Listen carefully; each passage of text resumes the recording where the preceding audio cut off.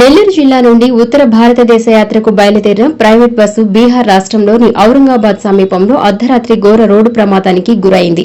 ఎదురుగా వస్తున్న లారీ బస్సును బలంగా ఢీకొనడంతో ఈ ప్రమాదం చోటు చేసుకుంది. ఈ ప్రమాదంలో సంఘంకి చెందిన పసుపులేటి వెంకటేశ్వర్లు, హజరత్తయ్య అనే ఇద్దరు మృతి చెందారు.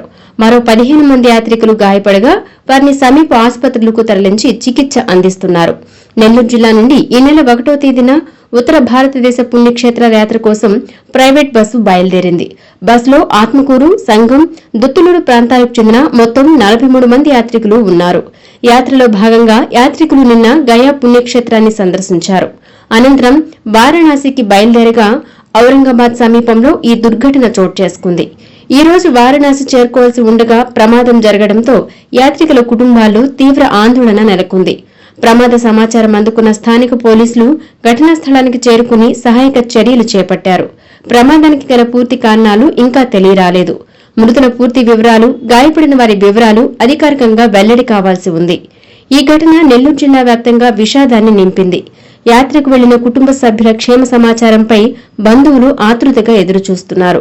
ప్రభుత్వం ఆదుకోవాలని కోరుతున్నారు.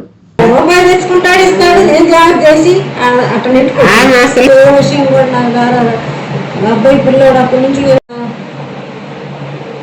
పోయి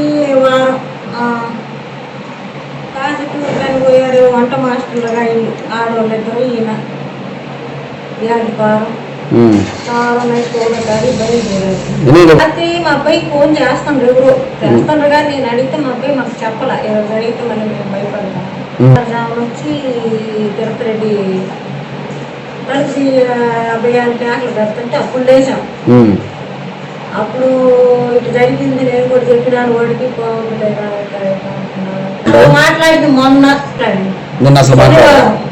ఆదివారం మాట్లాడాల, శనివారం రోజు మాట్లాడింది. అంతకుముందు ఒక రోజు ఆయనే చేసి మాట్లాడింది. అంతే. ఆ రోజు అదే పూరిలో ఉన్నాము, రేపు పోతాం, ఎల్లుండి పోతాం కాశీకి.